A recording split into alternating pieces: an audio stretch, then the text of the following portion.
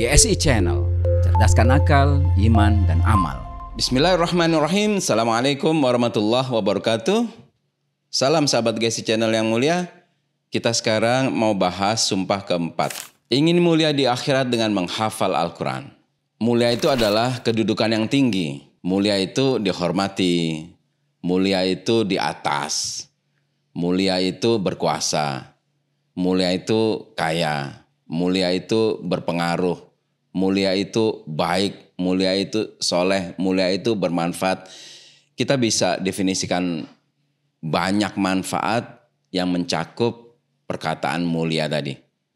Maka ketika saya bilang saya ingin mulia, itu artinya saya ingin kaya, saya ingin bermanfaat, saya ingin soleh, saya ingin dihormati, saya ingin punya kedudukan tinggi dan lain sebagainya. Inilah arti kata mulia. Di akhirat tentu kita paham bahwa manusia itu hidup setidaknya di dua dimensi. Dimensi dunia dan dimensi akhirat. Yang mana tentu saja dunia dan akhirat ini kalau dibandingkan sungguh berbeda. Dimensi dunia itu paling 100 tahun ya. Orang semujur-mujurnya orang hidup itu 100 tahun gitu. Di era zamannya Nabi, manusia muslim itu tidak jauh dari usia Nabi ya. Usia Nabi 63 tahun. Kalau umatnya bisa hidup sampai 70 tahun, 80 tahun itu udah bonus gitu. Sedangkan di akhirat itu ada awal, nggak ada akhir. Tergantung Allah mau sampai kapan gitu. Tapi definisi dasarnya adalah di akhirat itu ada awal. Nanti kalau kita mati, kemudian masuk ke wilayah dimensi akhirat itu ada awal. Nah akhirnya itu terserah Allah deh.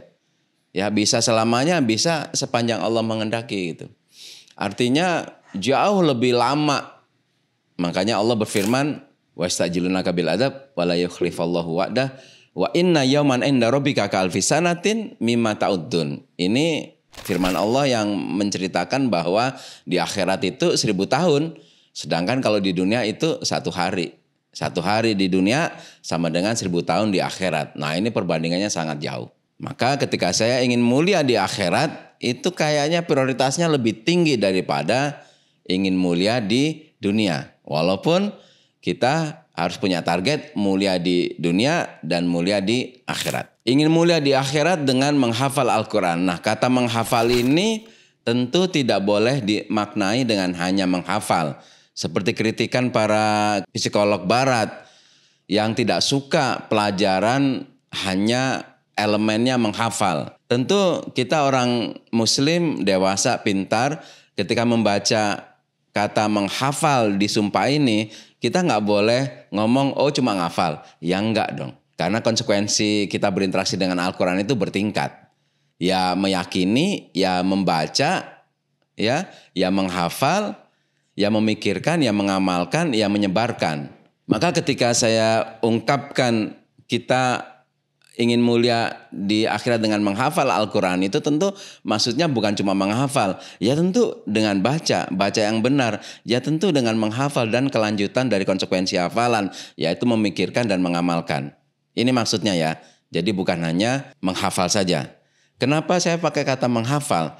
Karena pondok pesantren ini, sekolah impian ini, itu punya bidang yang menjadi salah satu dari fokus kita adalah tahfidzul Quran. Tentu ketika ada kurikulum yang di dalamnya ada tahfidzul Quran, mustahil itu nggak ada pelajaran baca, mustahil itu nggak ada pelajaran tajwid gitu.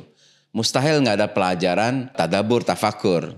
Ya, ini penjelasan tentang kata menghafal. Dan Al-Quran kemarin sudah dibahas agak mendalam, definisi Al-Quran, kemudian apa yang harus kita lakukan terhadap Al-Quran. Kalau kita sebut diri kita beriman dengan Al-Quran itu buktinya, konsekuensinya apa. Sudah dibahas di sumpah yang ketiga kemarin. Kenapa kita ingin mencapai kemuliaan melalui menghafal Quran, melalui belajar Al-Quran, melalui memuliakan Al-Quran, melalui memikirkan Al-Quran, melalui mengamalkan Al-Quran.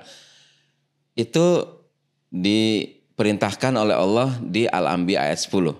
Ayat yang favorit yang sudah kita bahas. Laqad anzalna ilaikum kitaban fihi dzikrukum afala ta'qilun. Diturunkan Al-Quran yang di dalamnya terdapat sebab-sebab kemuliaan kalian. Maka pelajarilah Al-Quran, maka berinteraksilah dengan Al-Quran, maka amalkan Al-Quran, maka gunakan Al-Quran sebagai prinsip kehidupan dan seterusnya. Kemudian juga didorong dengan hadis Nabi Muhammad SAW tentang makna ayat ini.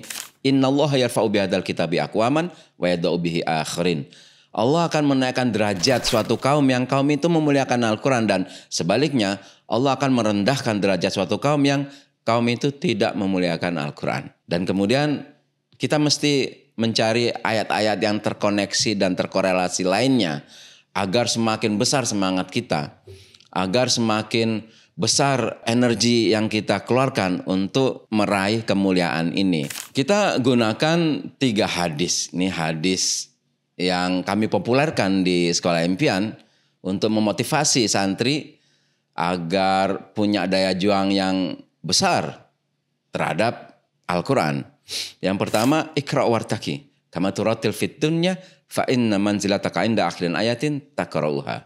Bacalah wahai penghafal Quran, naiklah. Posisimu, kedudukanmu di surga, di akhirat itu tergantung dari bacaanmu atau hafalanmu ketika di dunia. Secara sederhana kita memahaminya, kalau hafalan kita cuma 10 juz ya tentu kita di surga level 10. Tapi kalau hafalan kita 30 juz, bagus mungkin tentu kita di level 30. Itu yang kita pahami secara sederhana dari makna hadis ini. Dan yang kedua, man syaghalahul Qur'an ani dzikri wa mas'alati a'taitu afdhala ma utisailin. Ini kira-kira secara sederhana artinya, barang siapa yang disibukkan oleh Al-Quran, barang siapa yang hari-harinya itu penuh sibuk dengan Al-Quran, sampai-sampai dia lupa berdoa meminta kepada Allah. Tapi dalam hal penghafal Quran, karena dia sibuk dengan Al-Quran setiap hari, maka Allah akan beri pemberian yang jauh lebih baik daripada permintaan kita. Ini level yang luar biasa loh.